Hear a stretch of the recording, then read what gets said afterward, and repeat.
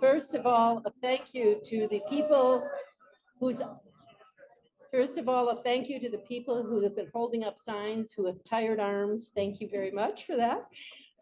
Thank you to all of you for being here, for caring, for saying there's something going on and we need to pay attention.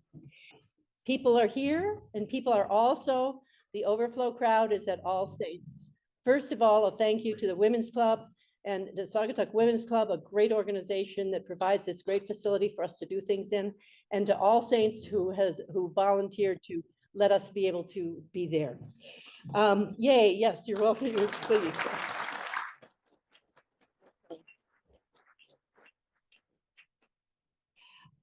Welcome to the Saugatuck Douglas Area Indivisibles meeting. Some of you attended the first overflow crowd meeting at the Blue Star Barnes Coffee House. Some of you are just checking us out for the first time. And just out of curiosity, how many of you are here for the first time? Whoa, yes, way, yay.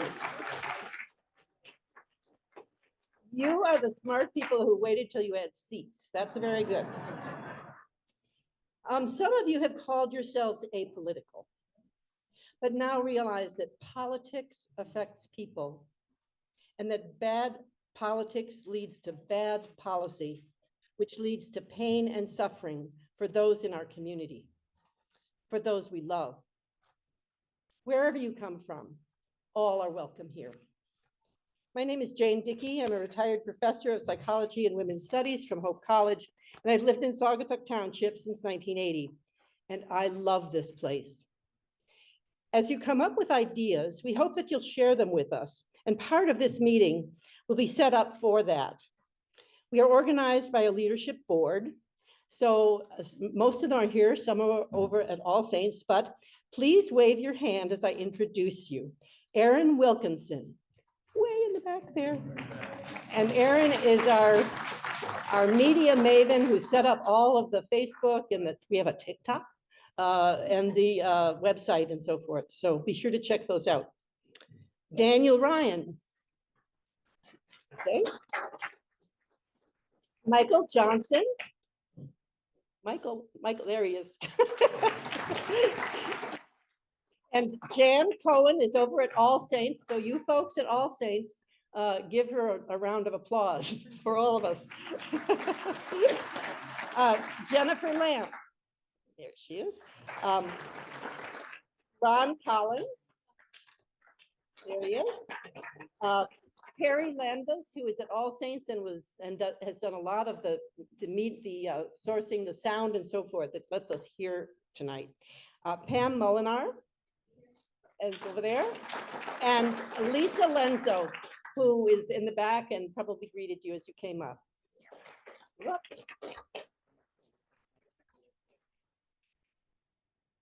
You can keep going. Oh, okay. We're going to take the clown show off, I guess. I was going to try and get it so you could see everything, but it's not working. or you can keep seeing the clown show. Okay, that's fine. Looking ahead, our next meeting will be Monday, April 7th at the First Congregational Church, which is just up the hill from here, and it's written on your agendas. So if you see that at the end. In this meeting, you'll be introduced to several updates and upcoming events, political actions you can take right away. Then we will break you up into the task groups by which you are seated now, sort of seated now, here in this group for tonight's discussion. But that doesn't mean that you're committed necessarily to that particular task in the future. So we are in two different locations, the overflow crowd, as I mentioned, at All States, and you will have opportunities for input at both locations.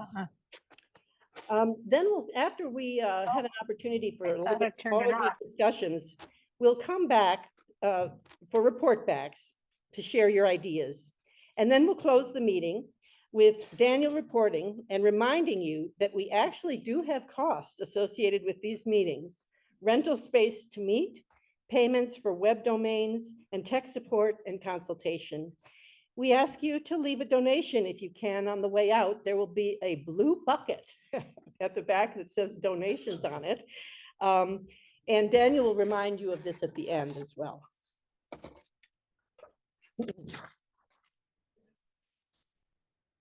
what National Individuals is asking us to do for action and what our current high priorities are, you can see at the top of your agendas.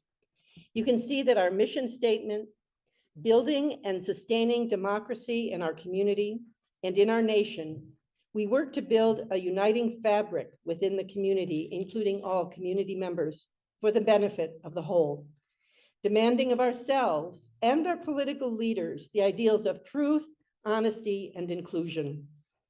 We hope that coming together and being together provide an avenue to build that fabric. We hope that you will go to the Saugatuck Douglas Area and Indivisibles website several times a week to see what's coming up that you can participate in, to see where you can take action. Our Facebook page and website are places where you can be connected between times when we're not physically together. And again, special thanks to Erin Wilkinson for these very well done social media outlets. Erin will now provide some updates. Run to the front.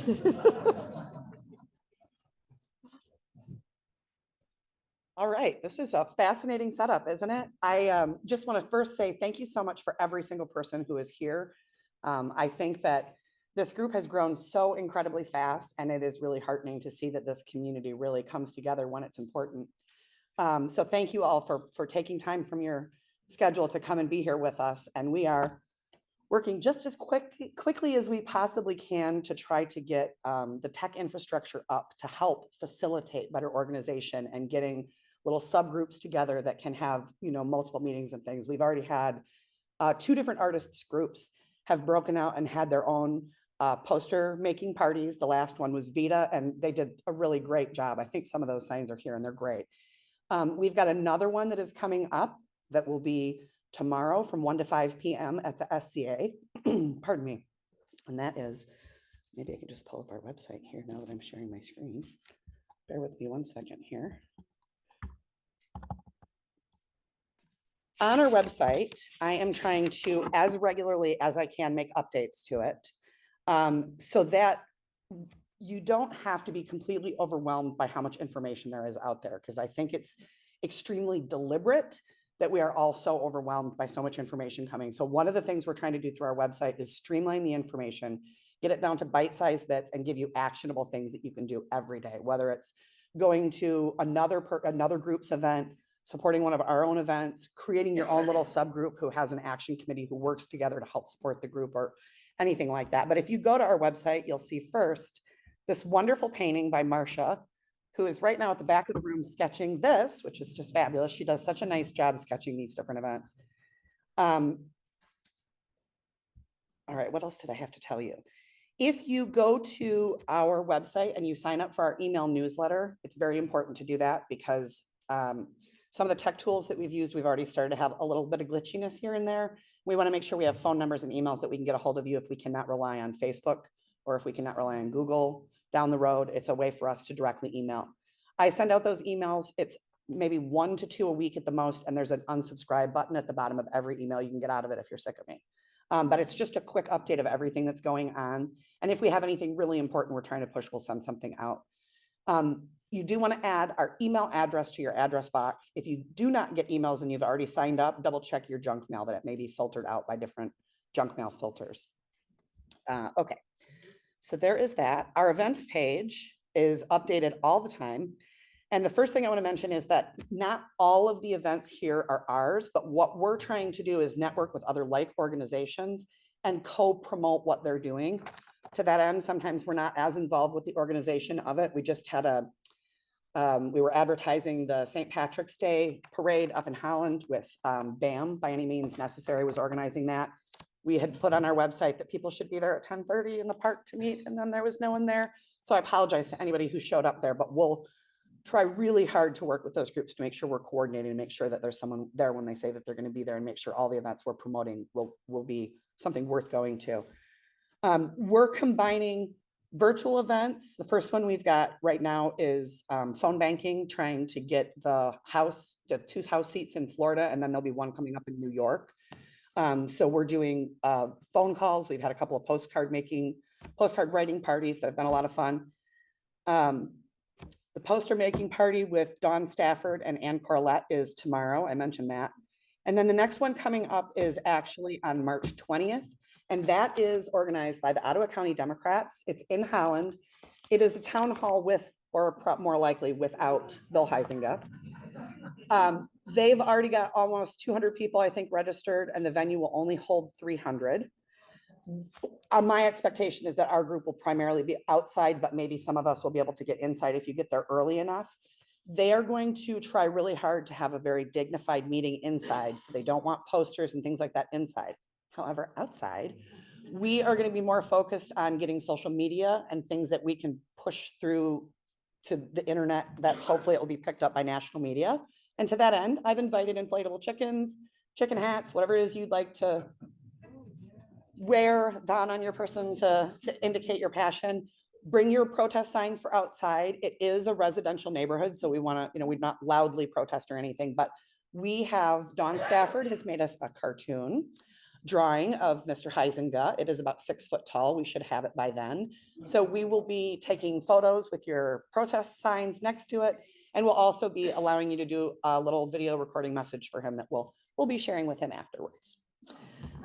So please keep a close eye on this website, because I am adding stuff probably once or twice a day at least.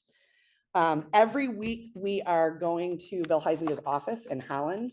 That was actually organized by just a couple ladies in Holland that felt like it was a good idea, and they didn't have any place to promote it, so we started promoting it. Sorry, I can't take that right now. So we started promoting it for them. I think we had over 100 people at the last one, and it's really a lot of fun. It's just a quick 1-hour protest up in Holland outside his office. He won't talk to us. So sometimes there's singing, sometimes there's chanting.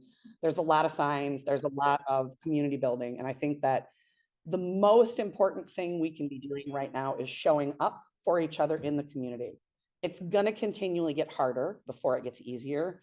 But what you can tell from this community, just looking around, is how passionate people are about being here. So thank you for taking the time to be here. And we all appreciate you bearing with us while we're getting our technology tuned in and our organization together and getting our meetings that we can all be in one place with so many people. But thank you all for coming and for continuing to help us with what we're trying to make a difference. It's a really scary time right now. But September 11th was a really, really scary time. And what came of that was really positive was people coming together. And that's what we need to know now, is come together and support each other. So thank you all for being here to do that. And I will turn it over to, I think Daniel. Lisa and I shared a birthday yesterday. Yeah, sorry. Birthday parties. So a lot of us have been writing postcards to help them flip the House. As probably most of you know, we need to flip 3 fast approaching special elections in order for the Democrats to regain control. And I just want to thank all the folks who have written postcards so far. Thanks to Blue Star Barnes Coffee for hosting one of our postcard parties. And thanks to Jim Brandis for donating over 1,000 postcards. In 5 days, people have finished or claimed right around 1,000 postcards. And I guess the good news is I had 250 more to give out tonight, and they're all gone. And the woman who is organizing this is Lori Garcia with People Power United. I did put an email into her to ask her if she had any more left. I'd asked for 500, and she said, I can only give you 250. And I said, is that because you only have 250? And I didn't get an answer. So I just emailed her again. Well, I think she's out, which is good news. So for those who are still working on your postcards, the Saugatuck Post Office was out of stamps on Friday, but they said they're getting more this week. And which is another kind of good news. Douglas has plenty of sheets, and they also, if they run out of sheets, they say it's so many rolls, they don't know what to do with them. So you might have to buy 100, but then you can use them for next time, because there is a next time.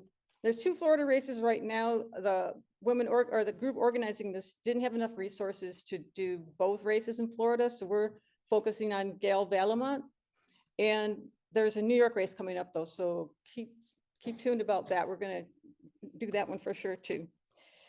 And so other thing I guess to say is just remember we have 4 more days, not including today, to get the postcards written and mailed. And thank you very much. It's going to be good. Let's speak into the. Oh. Helen sitting over here says that Fenville has postcards that are already stamped. But the thing that's nice is having some postcards with pictures on them, like from Jim Brandis, get people interested. So I could always ask them for more postcards I've asked him 3 times now, and he says, I got all the postcards you need, so. Yeah. So be sure to thank Jim when you see him. So the state of our democracy, why are we here? My friend and fellow colleague, Barbara Mazeski, wrote an editorial for the Ottawa News Network, which, if you haven't subscribed, is a wonderful online source for local news. She wrote about the threats, public anxiety. Americans are more divided, stressed, and angry than ever. An unelected billionaire taking a chainsaw to government, attacks on LGBTQ rights, attacks on reproductive health, drug costs, environmental protections, attacks on our national parks, Black history, women's history, veterans resources, threats against Social Security, Medicare and Medicaid, a destabilized economy, shrinking from our leadership role in the world, an abdication of its power by Congress, scapegoating immigrants. It's hard to know what to protest first and how to organize resistance. So now, here we are in this place, which we love. Our hope and our actions have to begin here. A favorite poet of mine, and maybe of yours, Wendell Berry, wrote about the connection between hope and being rooted in our place as we seek justice, democracy, and freedom. And here is an excerpt and a little bit of an editorializing on my part from his poem. For hope must not depend on feeling good. And hope is harder when it cannot be by prediction any more than by wishing. The young ask the old, how can I have hope? What will you tell them? Tell them at least what you say to yourself. Hope to belong to your place by your own knowledge of what it is that no other place is, and by your caring for it as you care for no other place. This place that you belong to, though it is not yours, for it was from the beginning and it will be to the end. Belong to your place by knowing of the others who are your neighbors in it. This knowledge cannot be taken from you by power or by wealth. It will stop your ears to the powerful when they ask for your faith, and to the wealthy when they ask for your land and your work. Speak to your fellow humans as your place has taught you to speak, as it has spoken to you. Be still and listen to this place. Breathe. And then, in this creative, beautiful place, use your imagination to see the likeness of people in other places, to yourself in your place. Then we see the need for care toward other people, other creatures in other places, as you would ask them to care toward your place and you. No place at last is better than the world. The world is no better than its places. Its places at last are no better than the people, while their people continue in them. So friends, here we are in our place, seeing the threats, needing hope, and realizing that as we think nationally and globally, we will act locally as we expect others to do in their places. Hope then comes from our love of this place and its people and its creatures, and our actions that conserve and preserve this place, and our imagination that helps us to see others in other places, our actions that resist oppression everywhere, but it begins here. So I invite Daniel to come up and talk about a call to action, but let me just say, as I look out at all your faces, you can't see your faces. We are neighbors, and it feels so, so good to belong to this place tonight.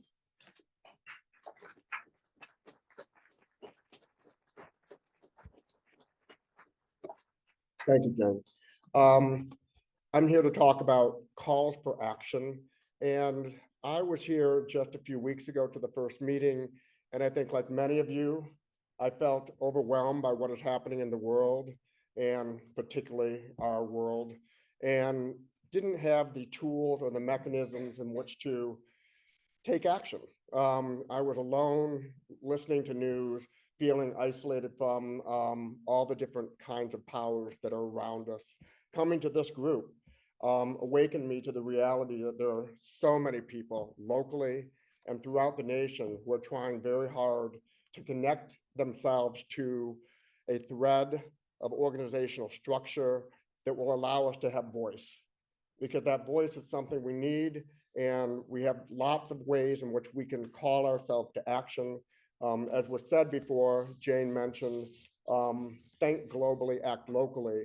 And what I envisioned leaving that first meeting was small groups, large groups like this locally throughout the entire state and the nation who will collectively be that giant Montgomery bus boycott or whatever we need to make sure democracy withstands what's happening right now. So thank you all for being here. And I want to just note that there are several things we can do as calls to action. And one of them is to go to the website, as Aaron so mentioned very in depth, and see what are the weekly happenings for locally, what we can do, what we can participate in, and to look at upcoming national events. For example, there's a National No Kings Day, and that'll be on April 5th. And we as a local chapter are going to try to affiliate and do something to make sure that it's not just happening in one place, but throughout. The voices are being heard in multiple venues, and there will be voices that are loud enough that the public will hear it, and whomever else can. Otherwise, other things that can be done, make daily calls, emails, letters to local, state, and federal reps, as mentioned here. They are important. They do listen. They do keep record of these calls. And even though you may say, what's my voice, my letter, the postcards, all of those do have merit, and they do, make a difference. So thank you on that. And support independent journalism. On the website, there's a list of journalists that are, identified as trustworthy. How can we make sure that we support those? In addition, how can we make sure that we counter disinformation? And visit our events page regularly, and we can show you different events for protest and boycotts.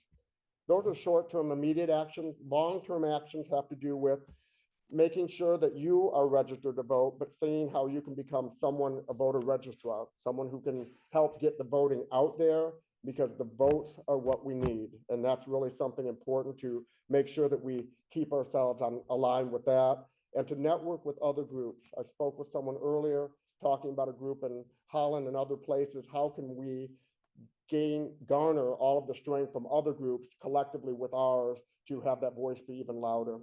Fundraising, as noted, not only will there be a bucket, but there'll be 2 women at the end by the door with some containers if you wish to help out, and just help us with tech and all the other things that require us to keep going as a group. Finally, as a leadership team, we have had to grapple with some requests that we've had, and our last meeting, we did have a request, and it came from the leadership team of the statewide Indivisibles Michigan chapters. And what they did is they wanted all of the local chapters to consider an endorsement, or at least an agreement with their decision to basically, we were asked to support the statewide chapter to call for Senate Minority Leader Chuck Schumer to step down based on his decision to allow for the advancement of the GOP funding bill. We hear applause, but we also know that there's someone who spent a lot of good time and energy helping this country. So we had to really grapple with that decision, but ultimately we did, as a leadership team, recognize that this is something we are supporting, and we did send that forward to the Michigan group. So Jen, I think it's back to you. Thank you very much.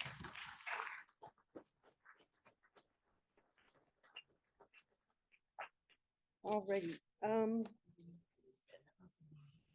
sharing your screen right now. Okay. Well, breakout session. Let's see. Come back down. Sorry. So I see where I am here. Oop, here. Oops. Can you? Oh, okay. Breakout. Okay. There you go.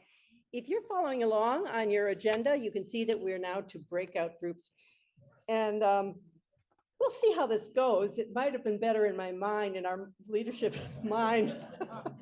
But gosh darn it, you're all sitting next to interesting people, and whatever happens for 30 minutes, you'll have an interesting conversation. So what we had hoped was that we would set up different tasks that we as a group can do by breaking up the different tasks that need to be done to move forward. And those are listed there. If you look at your agenda, let me just go through them and say what they are. And you saw the signs as you came in, and to sort of sit in that general area. So tech support, individuals to assist with administrative and technical details, such as running this meeting, somebody at the computer and so forth. We need news hawks. Now, this is interesting. If you read the news or read different news outlets, we need you to agree to maybe once a week summarize in bullet points what the main point was something that you read. Maybe you read a good article in the Atlantic, or maybe you read a good article in the New Yorker or the New York Times or Washington Post, or or perhaps something from the Contrarian.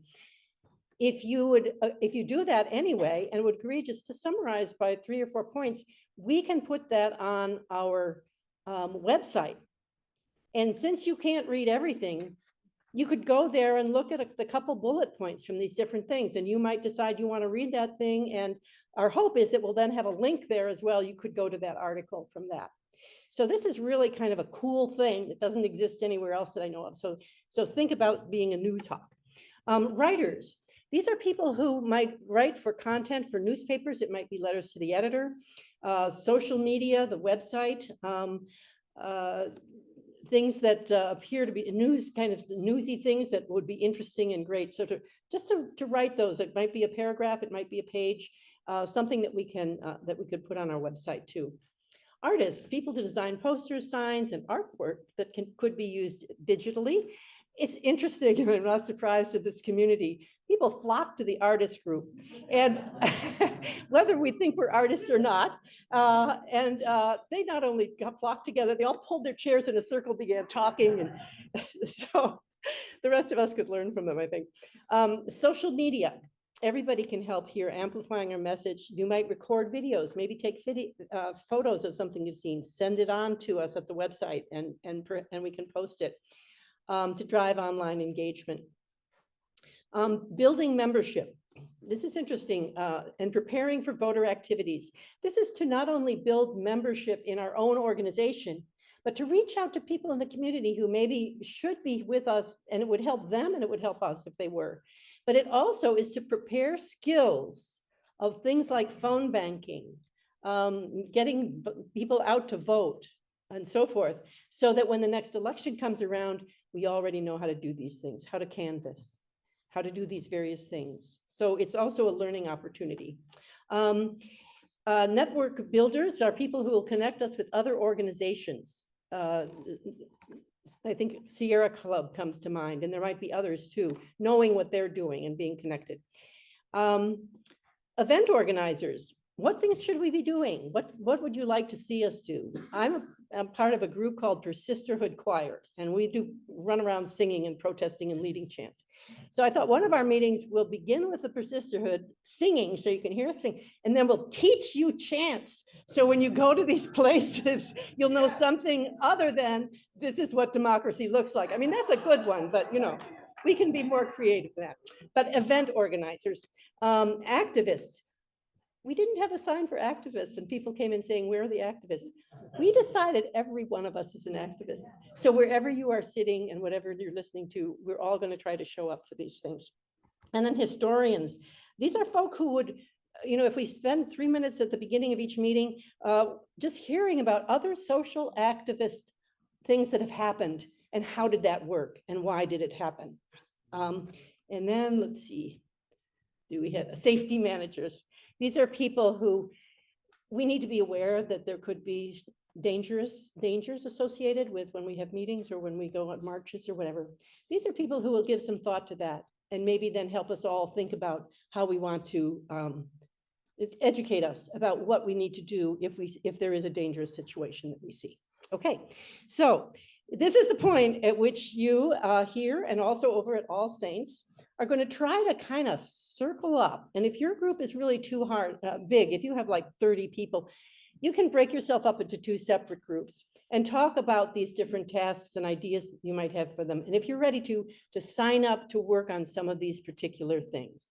So I'm going to ask you now, it's going to be moving chairs around to kind of pull your chairs around. The people who held the signs up in the first place have the tasks, and you just sort of circle your chairs around them as best you can. We'll see how this goes. Told to keep notes and someone's gonna speak out or. Oh, others, yeah. People who have the signs, if you want to hold your signs up again, other people might move in your direction. All right, to those of you online, hopefully you can hear me now. I'm not gonna say I can hear you because it's very loud in here, but I'm gonna move my computer and go on a walk with y'all so you can see kind of what's going on. Those of you at All Saints are probably gonna want to mute me because you will have your own thing going on there. But for those of you that are still on the Zoom, this is what we got cooking up in here. No, it wasn't just gonna let me spotlight mine.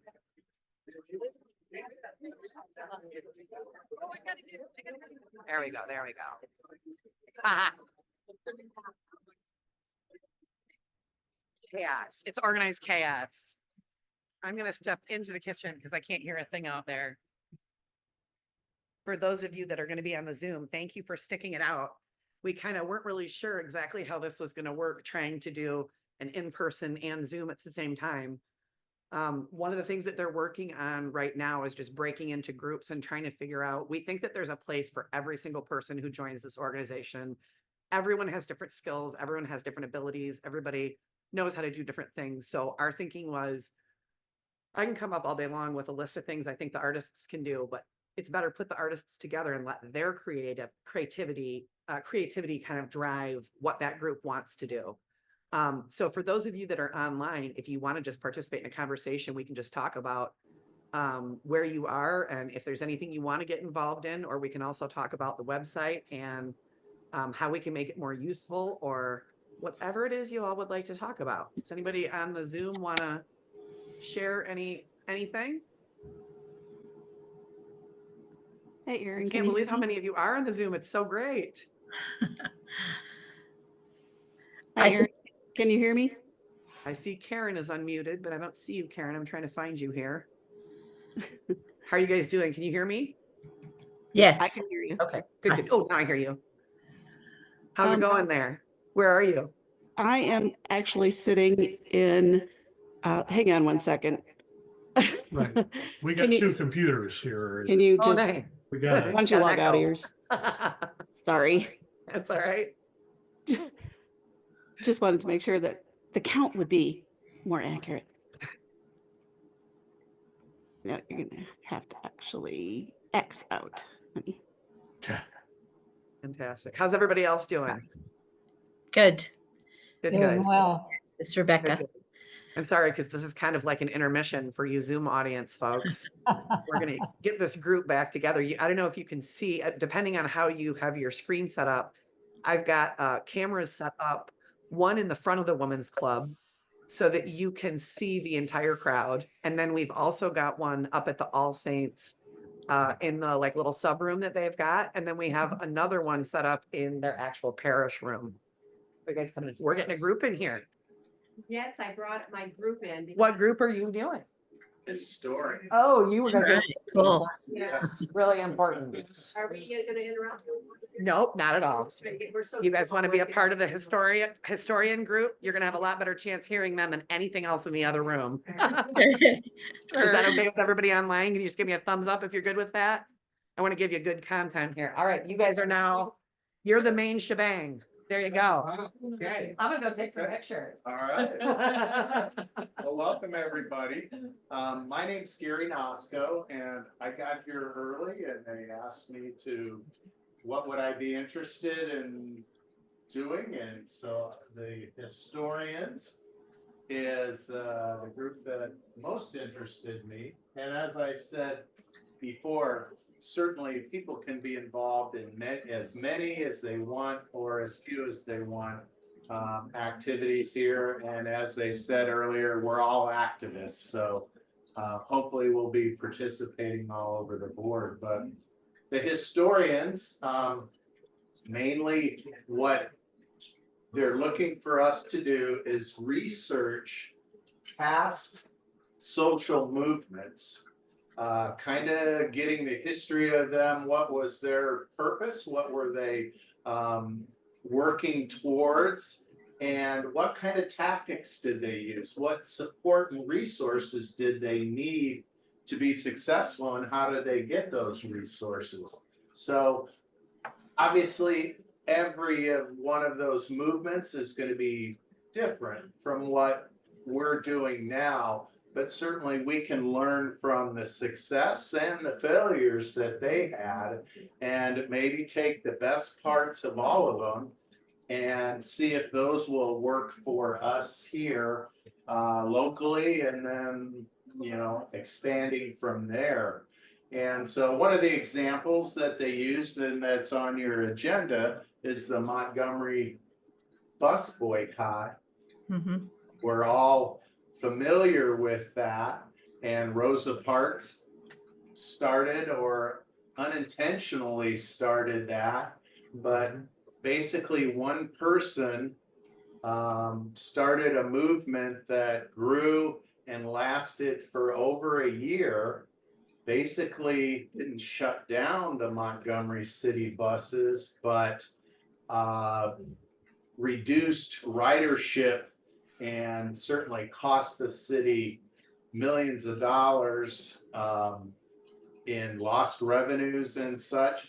But in order for that to be successful, there had to be a lot of behind the scenes coordination, because people still needed to get to where they were going, whether that was work or school or any taking care of their elderly parents and such. So there's people still had to move, and so there were carpooling, there was walks, there was support for the people along the way. So and a lot of it I don't know. This is just what I know off the top of my head. So to get in and research what those movements are, and there's other social movements that have come through the years. Some you can go all the way back to the suffragettes, the women who were protesting for many, many years for the right to vote, and finally were successful with that.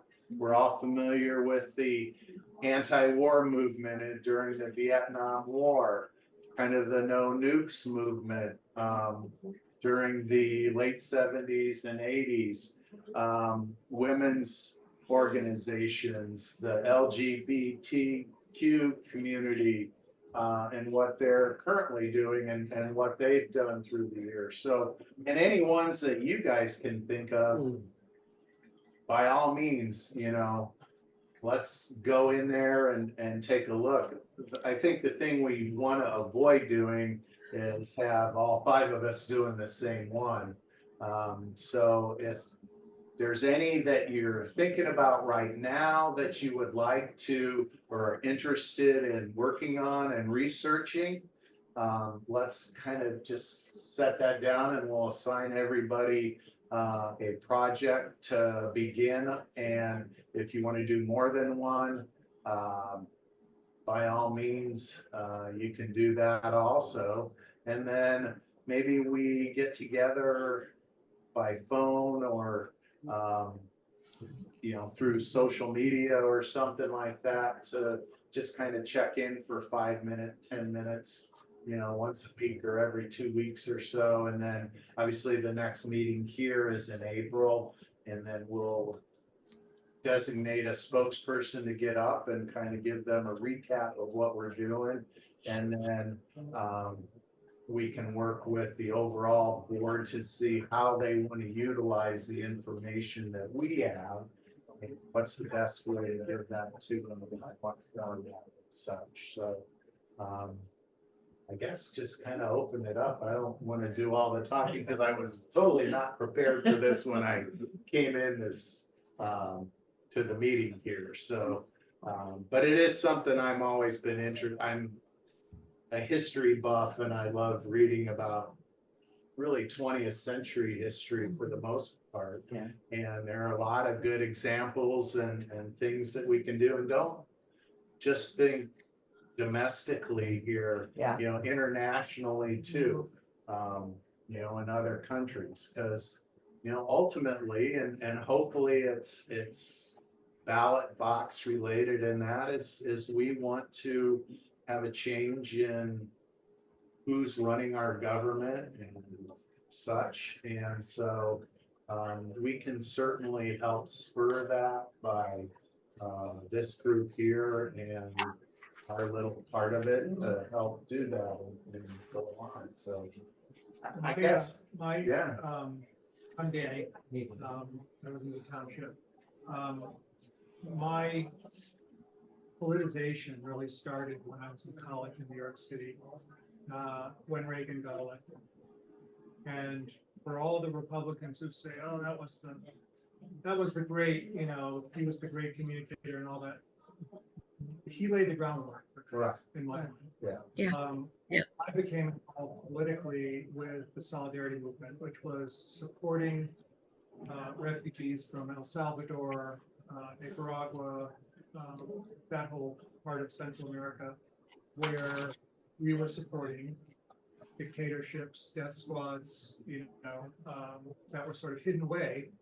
And part of our job was to expose them and turn the tide the way we turned the tide in Vietnam. Well, Vietnam was before my time, but so South and Central America have a number of examples where there were authoritarian governments. They became pretty brutal in many cases. There were people who disappeared. There were, you know, violent crackdowns, arrests.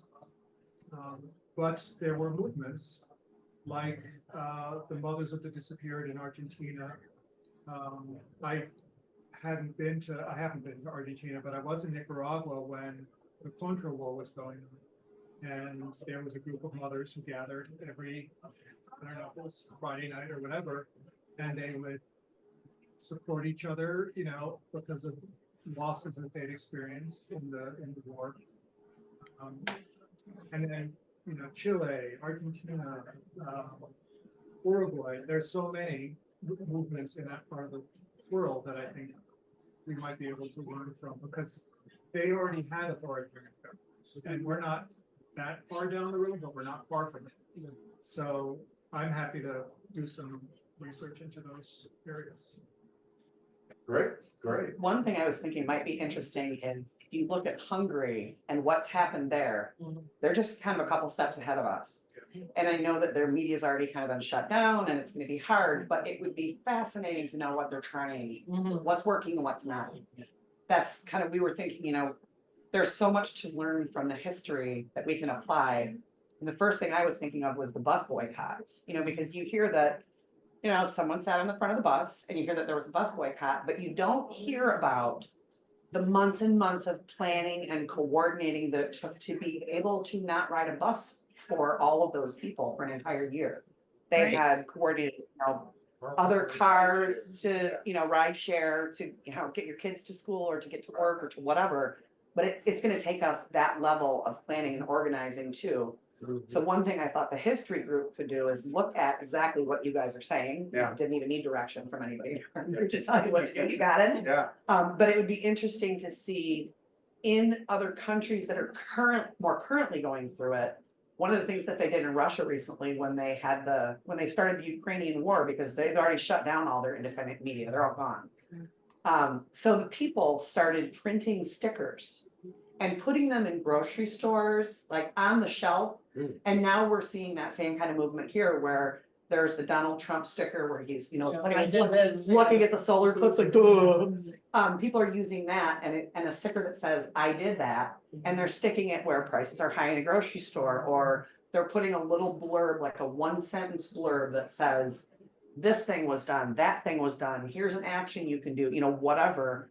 But it's kind of like a guerrilla warfare tactic that it might help. Yeah. Who knows? But I was thinking that might be something we could work on too, maybe with the artists. If you guys can come up with what things historically have been done and have been effective to educate people in other areas. Maybe we can kind of get synergy going with other groups and together come up with some ideas of stuff like that.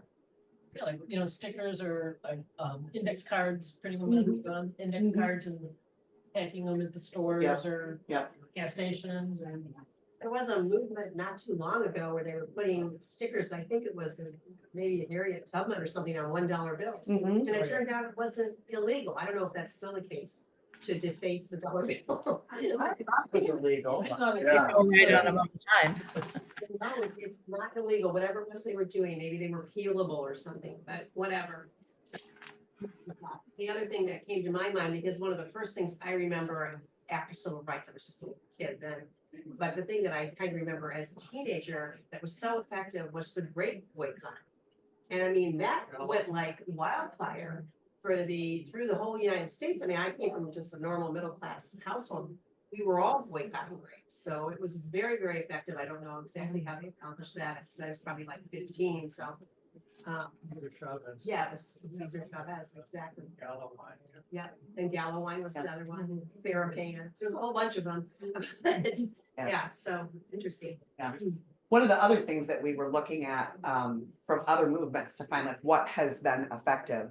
Sorry, I just lost my train of thought. My thought train just absolutely derailed right off the tracks. What was I just about to say? I'm sorry, my brain just went totally blank. oh. It's been running too hard all day today. Sorry, guys. Anybody in here have any ideas for the history group of how we can work together to study history to see how we could apply it to our movement currently? Bueller. Can you hear me? This is Karen again. Can you hear me? Yes, Yeah. yes. Okay. This doesn't have to do with history, or maybe it does. You've all thrown out things that you did when you were young. And my husband and I were at the earlier organization meeting, and that was wonderful. Great to see so many people there. And when we came back, we were really excited, talking to our 31-year-old daughter about it. And she's like, she articulated something that I was already thinking, that we need to be able to engage younger people Yes. I would in think this in- group. Yeah. Either we have a group that is, Are they- I don't want to say youth engagement, because we want like anybody, there's a lot of gray hair in our group right now. And that makes sense, if we're older, some of us, a lot of us are Yeah, retired. you're not wrong. You're not We got wrong. the time, we got, the experience, creativity, blah, blah, blah. But having those kids is, like I said, anybody under 40 would be great. And I don't know if we want to have if we need a generational engagement group as part of this That's a group, great idea. or have some liaisons or something. My daughter had just thrown out, get with the local high schools, see if they have young Democrats. Same thing with Hope College or any other, local colleges or whatever. So I just wanted to throw that out there. I had that note from the first meeting, and Put my thought train back on the tracks. I remember Great. my thought was, one of the things they were saying is engage international audiences to get support. I know right now there's a lot of boycotts of American things going internationally. So we might be able to kind of help build a movement there as well. I think that's going to be, it's the dollars and cents that really start to affect things. You start to hit people in the pocketbook. They can really Yeah. it up, especially if they're in the I billions. think, I think the Canadians will be a pretty easy sell. Yeah. I think the Canadians done did that already. They are Yeah. dialed in. I'm personally thinking about buying myself an elbows up t-shirt, but anyway. Right, right. I don't think it's a totally bad idea to adjust the Right. Canadian border to include Michigan. We'd have health insurance at least. Yeah.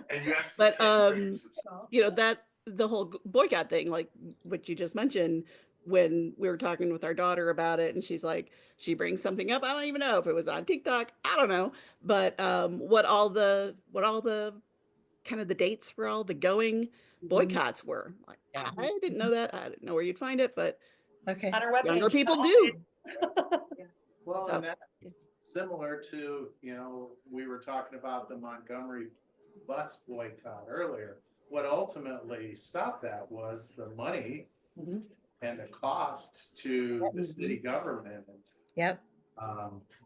If it wasn't costing them any money and wasn't hurting them in the pocketbook, they could still be walking now and Mhm. nothing would have changed. So yeah, ultimately, I think, no bucks, no buck Rogers. you know, it's- Yeah. It's. Yeah. I'll tell you one thing that I've been studying recently is time banking. You ever heard anything about time banking? It's more or less like a barter network, but it's not a one-to-one barter. So like I can build a website, maybe you can fix my car, or you can, babysit my kids, or you can grocery shop, or you can whatever. I might build a website for you and get 2 hours of time bank time that then I can use my credit and have you babysit my imaginary kids for 2 hours. And I don't have to pay you, and you don't have to pay me. So it pulls the money out of the economy. And the nice thing is it's a nice little carve out in the tax law. If you barter one-to-one, if I fix your website and you fix my car, we have to claim the value and be taxed. If it's not one-to-one, if it's I'm giving my time, and then eventually I'm gonna get someone else's time, you don't have to qualify what it's worth or value for tax. So that's one way, we were talking about how important it is for mutual aid, because as we continue to go, it's really hard for a lot of people are gonna start to suffer in really meaningful ways. And we need to get in front of it and start coming up with how can we help? Where are there, things? And I was thinking, that might be something this community would jump all over. And it's a way to help build the fabric of the community and get people who otherwise would not be engaged, more engaged. And it's the principle behind it is that every single person that joins it has something of value they can contribute. Whether it's a grandma who's disabled, wants to bake some cookies or hang out reading a story to a little kid or whatever, or someone who can fix a car, someone who can build a website. But that might be something we could consider doing in this community too. That would be, I think, fabulous. This is Rebecca. And hi. One of the things that came to mind, as neighbors, we need to take care of each other, and I'm a gardener. I don't have a garden. I live in an apartment now. But if we could arrange, I was thinking of contacting a couple of churches to see, the one that does the food pantry, maybe see if they have property that we could put gardens on and then give food away. I actually was thinking about doing garden plots at my house for the community. That it would be you could garden in my yard if you promise to give 30% of the vegetables to Christian neighbors or something like that. Exactly. Well, that was the whole idea, is that there are going to be a lot of people who are going to be food scarce when the money stops flowing, Social Security, et cetera, SNAP benefits, et cetera. And I have one other person interested, and that's Evita. She lives in Fenville. So the two of us talking about that. Yes. Oh, good. So if you want to donate your yard, that'd be great. I might do that. I've just been ripping it up, and it's primed and ready for a garden now. Ooh, well, we live right behind the high school, and we've got almost 6 acres. Plenty of land there. I'm not far from you. I'm on Maple Street. So. Oh, I'm on Maple Street too. Okay. Hey, me too. Sorry to interrupt. I was just gonna say my son actually goes to the daycare in the church, so I am there every day. Christian Neighbors is closed tomorrow, but I could. The director's on vacation, but I can text her, maybe bring it up, see if she has a contact with the church, so we could ask them directly because they do have room. I think the only worry is probably there's a lot of geese because there's 2 ponds on that church property. So that might be the small issue there. You might have a deer too. Yeah. Oh yes, I've heard that's a problem around these parts these days. Okay, so we'll have to catch up then, Aaron, and see how we can get that started, and because it's planting time before too long. We green thumbers are ready. When it gets warmer. You're the fearless leader now. I can't. My inspired leader, inspired by these. So.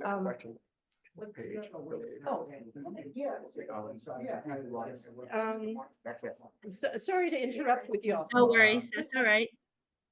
happening at the other side.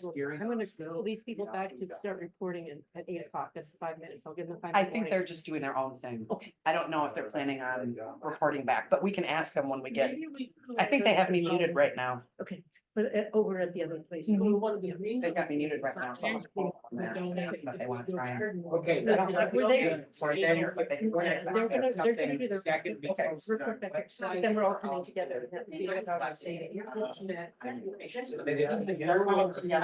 No, we want to go back to the. Okay, got it. Yeah. How you guys doing in there? In this room? Aaron, It's kind of an all over the place meeting. that's okay. 2 locations and some people on Zoom but it seems like it's working. It's nice to see you all. Thank you for taking time to be here. Okay, well. Is there a Aaron? plan to get back with the whole group and? have I beg your breakout- pardon? Is there a plan to get back with the whole group and have kind of the, Yeah, breakouts really report? shortly, they're gonna get the whole group together and then we'll put that main computer again. And we're gonna have people reporting back from the different groups, some of the ideas that they came up with for how we can start. Looks like Jane's gonna do that right now. Awesome. I'm gonna go let her know that. Aaron, All right, great. who was speaking earlier about the Christian neighbors? Who was that? Like the community garden seems to fall under more of the network. That was me, I think. What's your name? My name is Kelsey. Kelsey. Okay, Kelsey. All right, I'm Rebecca. Hey, Kelsey or Rebecca, can you hear me? Yes. This is Melissa Keller. Hi. I volunteer at Christian Neighbors. Okay. And I know that they do have a community garden there, and it probably would be amenable to them to even expand the size of the garden. I know they charge for garden plots there to the community members to utilize the space, but I see. it seems like I've turned your sound back on here. Okay. it seems like a sensible thing to expand the size of that garden. Okay. Oh, okay. I'm gonna use this one. Okay. Well, I can certainly ask on Thursday. That would be great. I'm going to give you my phone number. That way we can kind of keep in touch. Okay. Won't trip over This there. is Rebecca. This one? There we go. Oh, just over there. Then I'll pull that down. Yeah. Are you putting it in the messages or are you? I'm putting it in the message right now. So, and you're welcome to text me. Oh, excellent. Thank you, Rebecca. Okay. And thank you. Thank you for speaking up. You too, Kelsey. Thank you very much. 1 minute, 1 minute to go. Be sure you have Okay. the person. All right. So I'll just expect a text then, Kelsey, or Melissa. Yes, if I can find your phone number. Did you not see it? It was in the message at 7:58. Yeah. I already had your number because Okay. I'm your neighbor. So Oh, Kelsey. yes, it's I me. didn't recognize your voice. Oh, well, I'm sorry. Yeah, I didn't. I've been on mute because, Ezra is still I away. know. So, yeah, so Ezra goes to the daycare there at church. Oh, right. Okay. All right. Okay. Well, I have your number. You already have my number, so. I do. Talk to you. Okay. All right. Talk to you later then. She has some good ideas. Okay. Can you do the research on that one on Amazon or? Well, I'm gonna look, I can. Okay. Definitely do some investigating. I was gonna. Whoever is speaking, finish that sentence. But I'm happy to share information. All right, here we go. 10, 9, 8, I'm in room. 7, All right, I'm muting you all. 6, Did you hear Aaron? 5, 4, 3, Melissa and Kelsey. Kelsey's my 2. neighbor. I didn't All realize. right, y'all, you need to close your mouths Sorry, I now. cannot hear you over the top of Okay, that. that's okay. All right. Have a better resource. Oh, you're a good group. All right, here's what's gonna happen now. I gotta mute everybody here. It was wonderful to hear the buzz in the room and the ideas that were coming forward. one person from each group will come forward and have 90 seconds. And I'm so sorry, I'm going to be ruthless on the 90 seconds. So after 90 seconds is over, but be sure that you have a sheet of paper from your group where they've written perhaps some ideas and some people who have volunteered to do certain things, and we will collect all of those. If you have the signs and the what do you call those things? What do you call those things? The clipboards, all of that stuff, be sure to leave them in the back on your way out. So we have two people who have stepped up. So when you have your person ready, just have them step right up here and we can go one right after another. And here we go. Hi, I'm Pam Mulliner, and I had the tech support group, and I had 8 wonderful volunteers that are, so they have so many great ideas on things to get going on.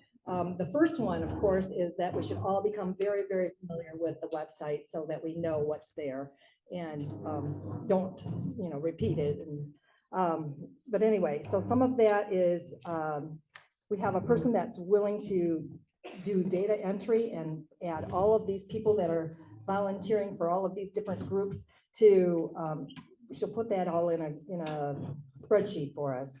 And then we talked about having orientation and training for like 5 calls for people that don't understand how to use Zoom, maybe create demos for that.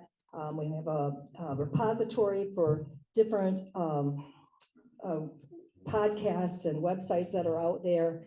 And I, again, apologize to Erin if that might already exist. One of the websites was mentioned was Tangle, which is a weekly newsletter that would possibly educate us on both sides of the stories. And then we want to reframe their story so that we get our message out. Maybe a help page to help, ways that we can answer people's questions. And we want to have a place where we can, if we do have that in there, that we can do content approval, validation, and confirm the data. Thank you. Hey guys, when you step up, keep in mind there's a laptop in front of you that's going into Zoom, so if you put your paper in front of it, they'll see nothing. Do you want anything? Okay, my name's Vicki. I'm with the networking group, all very friendly. Everybody likes to network. I can do this in 88 seconds. We only have 4 other people, myself and 4 people, the best 4 people. So I know some people have like 30 people. I don't know how you're gonna take care of that, too crazy. We had a lot of ideas from getting more youth involved, reaching out to school administrators, to legislators, to other nonprofits, to other groups, just to get more and more people involved with, again, as the last group said, pushing the website address out, encouraging people to stay connected, to come to meetings. One of our members is from South Haven. There's not a group there that she knows of, so we're happy that she came to Saugatuck and she's going to keep coming back. Organizationally, we talked about what do we mean by networking, and it was a wide range of strategies. We talked about what kind of actions could we take from individual contacts to something that's more organizational. And then we talked about next steps and decided that we will all take responsibility after I send them a list of all of us so we can stay connected, that will report to each other and try to meet like bi-weekly. So we're trying to figure out, do we meet around these events?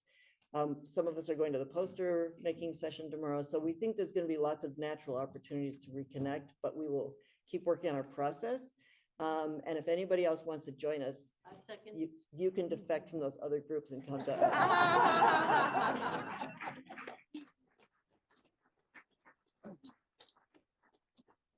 I'm Flip Mulliner, and I'm with the safety manager group. Oh, I think I may have just killed the Zoom. Aaron? The Zoom. Are we still live with Zoom? Okay, we got nothing up here. Oh, okay. Okay. Sorry, I put my clipboard on it and the screen changed. That's why I'm not on the technology group. Safety managers, I think we have a very key role. We're going to be on the streets. We're going to be protesting. We're going to be visible. We're going to be loud, and we have to be safe. We have to be legal, and we have to be peaceful. There is a tremendous amount of information out there on how to do that. what our rights are. Our job, our group's job, and the 12 people that are in there are very excited about, we're going to synthesize and we're going to educate. So we make sure that everybody knows their rights and can do this safely. What to do if things escalate, how to de-escalate it, how to back up, how to get the authorities involved on it. Some of the ideas are maybe coming up with a little 3x5 card that everybody can have in their back pocket. What happens if? Who do you call if? Things like, make sure your cell phone's charged before you go there. Who can you videotape? Who can you not videotape? Where can you videotape? Public property versus private property. All these are little different and nuanced things. Our job is to synthesize that and get that out so everybody knows what our rights are, so we can do this legally and peacefully. Thanks.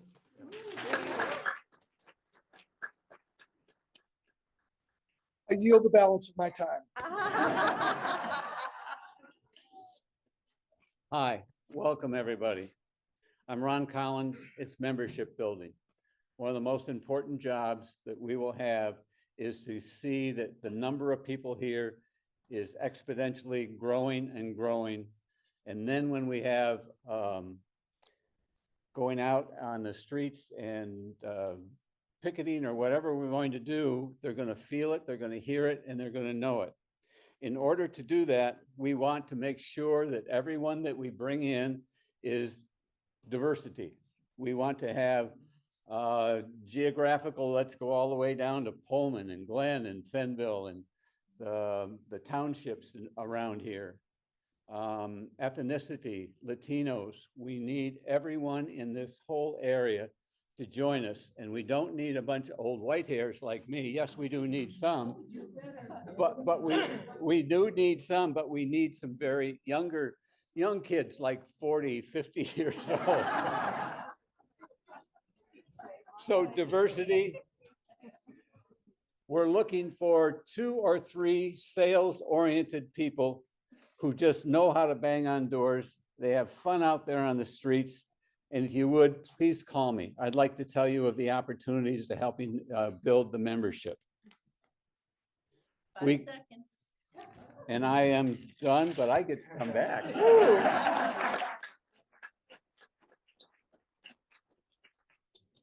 Hi, I'm Christy Allen, and I am very grateful to this gentleman for calling a 50-year-old a young person.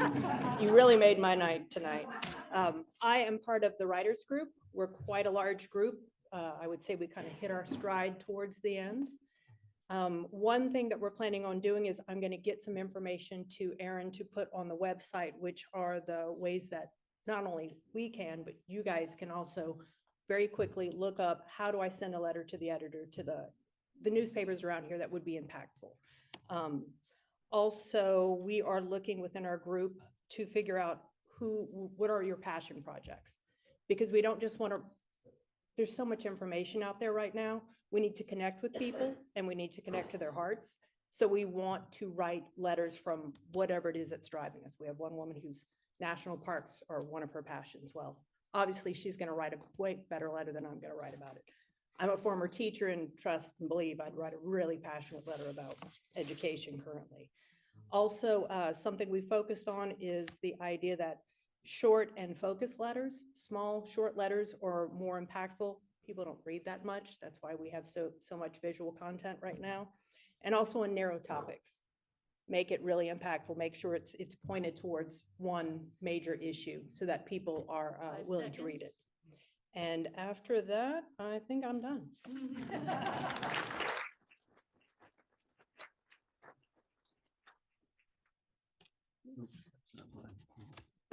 Sorry. It's okay. I took the time. My name is Linda Escott, and I'm with the News Hawks. And we have all signed up to either watch a show or go to a news publication at least once a week to post something online on the, whatever it was called. So we have a list of people who've signed up for different things. Where do these go? Get closer to the mic so people can hear. We have signed up, everybody in our group has signed up to either to watch a news show, a trusted news show, or a publication, and to once a week put the 5 bullet points of an article we found important or a news story we found important on the trusted news page.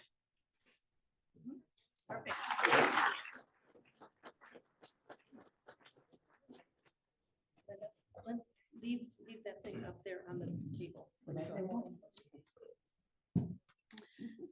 Shall I start? Yes. I'm Maggie. I was with the social media group, which is great because I am not on social media.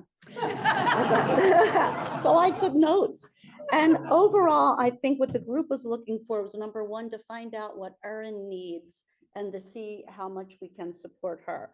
But then overall, we started to discuss how we can discover other social media besides Facebook that's going to get us to a broader audience. So we were thinking particularly about the younger audience and those people who were non-voters before, thinking about trying to get more content on Instagram.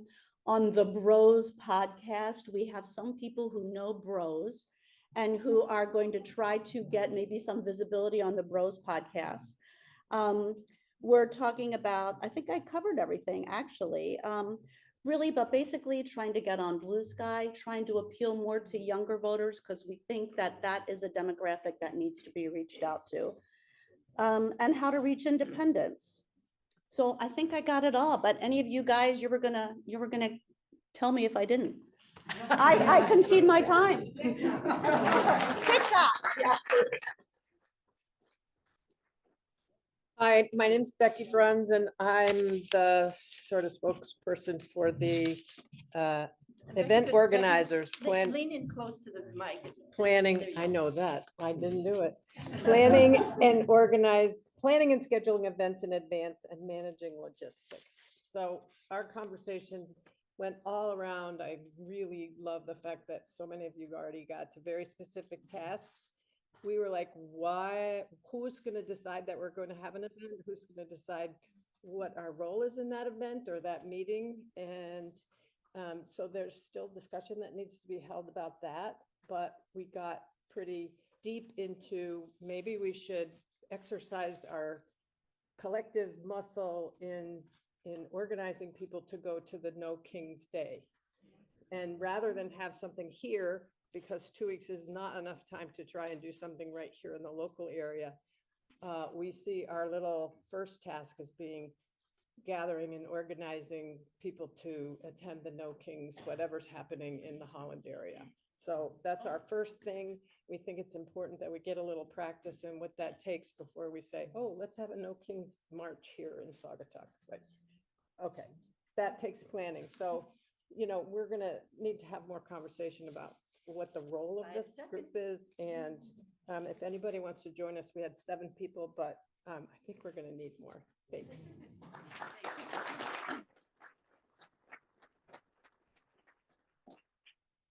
Hello, everyone. I'm Mike Johnson here. I'm a local artist and designer, and I'm with the artist group.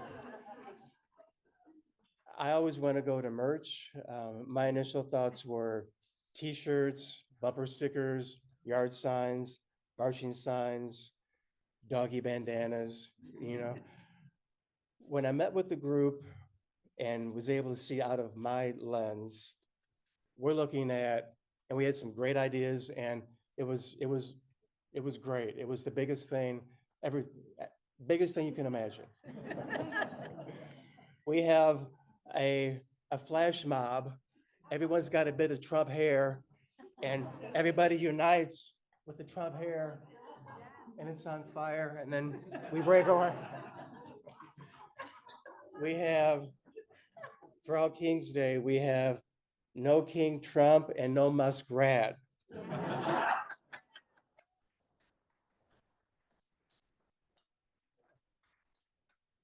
And we have Clown Trump for the Bill Huizenga. Someone dressed as the clown, big hair, orange face. We got Clown Trump. I think the idea to break down his image comically is really important. And So we're going this way. We also have stickers in public, these little reminders, and you've seen them on Etsy. I did that. But I think really breaking it down to messaging and what is the message? I think the big takeaway here was love looks like ...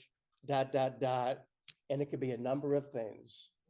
It could be DEI, it could be national parks, it was whatever it is to you. So what is the messaging on the t-shirts? So it's going to be a conversation to be continued. Hello, everyone. My name's Gary Nosko, and I was working with the historian group.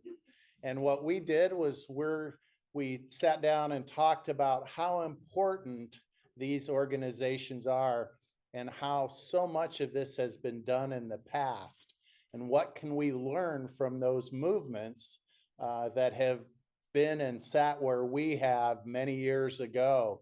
And there's so many of them out there, both domestically and internationally. So we had 4 people, and we're each going to take a particular movement and research that to find out what transpired.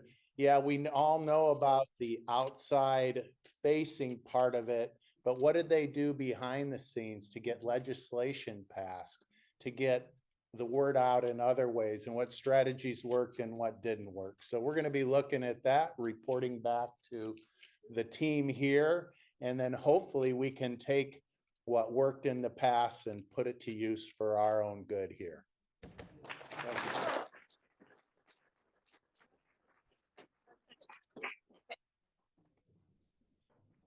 Yes. Yes. 1 second to Aaron. I'll start my timer. I promise I'll take less than 90 seconds. I just wanted to offer up a couple things. The social media group had a very interesting comment when I was on my way racing back to the kitchen to the historians who were entertaining our Zoom. We're going to need to organize smaller meetings, possibly via Zoom. So if anybody wants to get your group organized into a Zoom, I can provide the tech assistance for that, and we can get that scheduled and on the calendar of the website. Also, on the website already, on the very bottom of the news page is a place to submit quick little bullet points of something you read. So if anybody reads something that's really exceptional, if you send me just, the point is that we can quickly digest if we want to read the whole article or not, but still come away with the most important points. So there's a place to put like 2 or 3 quick points and then a link to the full article that everybody can start using. And there's the same thing at the end of the events page where you can submit events that you've learned about that I haven't yet, and I can add them there. Under 90 seconds. Okay, that was phenomenal. I just feel so inspired by all of that. I want to remind the people who have a hold of the clipboards to turn those clipboards back in with the sheets attached. And Daniel's going to almost wrap us up here. Thank you. I'm tasked with just giving a brief overview of what we came up with. And I think it's important to note that just in less than 30 minutes, what the energy is and the conversation and the ideas. And if this is happening in this small amount of time, imagine what we can do collectively in meetings that are after this and beyond. Some of the highlights were youth, making sure that we reach out to youth, 50 years old or younger, whatever that may be. And the ways to do that, social media platforms that maybe aren't as amenable to groups that are not using certain things, and finding ways to reach out to the youth that we can make sure are part of this democratic entity. Educate, make sure we're educating about safety, educating about many of the different things about history, finding ways to make sure that people may not have the information that they need to become engaged and to become informed, and how can we be a vehicle for that. Increasing diversity, not only youth, but all other kinds of diversity, making sure the rooms are filled with the voices that we need to hear, that will represent the democracy that we're trying to desperately support and save. A few other things were breaking down images, making sure that there's visuals that allow us both in social media and in other artistic ways for people not only to identify with the messaging, but perhaps even laugh, but definitely have a way to find a connection to what it is we're trying to achieve in all of our purposes. There's many, many more things, and I apologize if I missed your group, but the goal really is for all of us collectively to get that energy that you had in this little group right here to keep going and to keep that going after this and between other meetings that we have. So that's my kind of wrap up of what we did here. Yeah. And then who's coming up next? Ron. Ron. Yeah. Ron has the last. Here we go. I already, thank you. I already alluded to what I'm going to say, but first of all, would you, Ron, could you get close to the mic? here I am. Okay, thank you. Anyone who is here for the first time, would you raise your hand?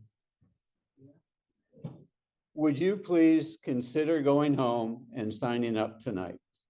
That would make a big difference. How do we become a member? You are a member if you just sign up for the newsletter and to just the newsletter or to volunteer. You are a member of this group.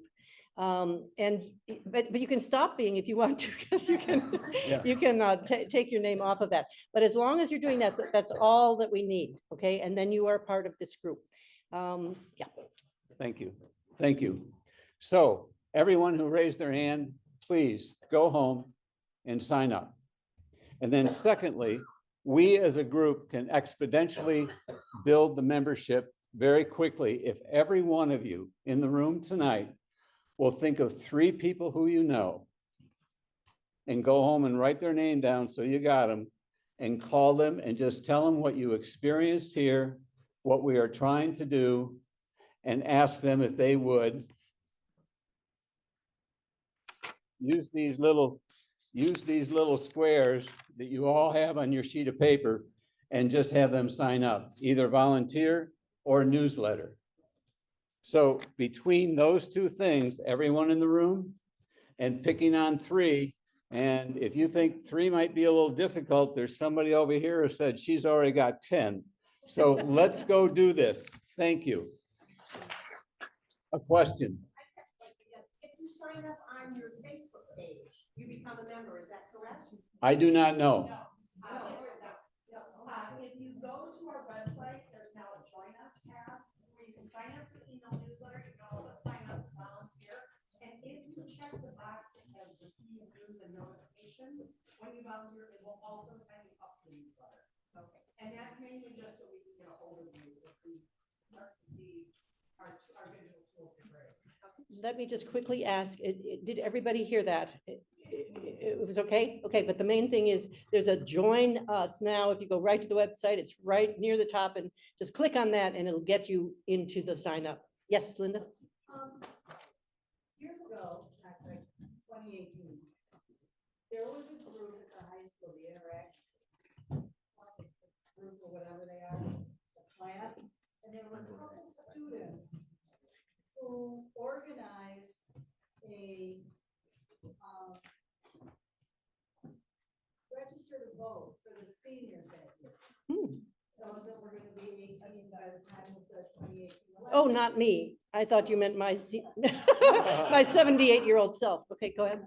So, that would be a group to maybe. Okay. check into. Yes, that's a great idea. And if any of the rest of you have particular ideas that you want to share with us, please feel free to go to email us. We info at SDA for Saugatuck Douglas area, Indivisibles with an S, my mistake. Okay, .gmail.com. So if you send an email with some ideas, that would be no, I lied. Info at our website address, SDAindivisibles.org. .org. Okay, not okay. Forget the Gmail. Okay. Yeah. And I've used up my 90 seconds, so. Okay, we're trying to wrap up so we can leave on time. Real quickly, the next meeting is going to be on April 7th from 7 to 8:30 at the First Congregational Church here in Saugatuck. We also want to just, real quickly, I'd like to just acknowledge Jane and all of her leadership and Aaron and all of her support and everything they've done. Thank you. Yeah.